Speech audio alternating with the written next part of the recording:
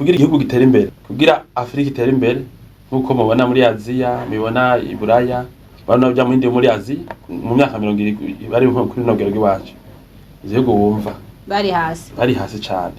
Ariko hari ibintu bagize nka tutariko turagira. Bisigura ko twe muri Venta nizo turashika aho Aziya igeze ubu. Bana ko ari yo soko donki niyo izine y'isi niho babahingura ibintu byose.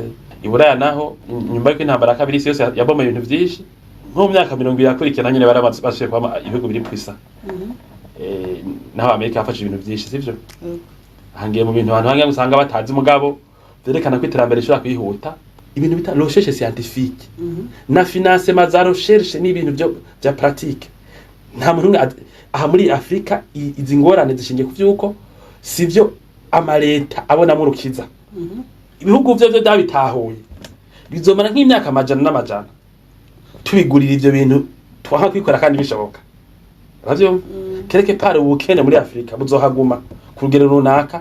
Ibihugu ngenge bizonatera imbere bironka injya bironka amabarabara bironka ibisagara byiza mugabo bizoguma bidepanda cyane ku buntu buto butabereye. Uravyumva? Hanyuma ubukene ntibuzokura n'ingoga nabwe nti fata nk'amamoto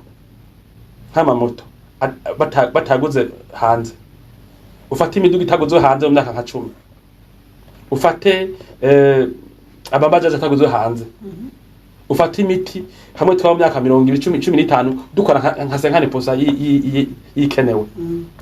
Urumva kujya kabahindi ngo nimwimenye ngo mwarize ngo ndabera mu mabanki mpaje ariko ndavuga atari leta yashize nk'uburyo igira ama subvention ntibikunda kwaza kwigara kuba mu gihugu.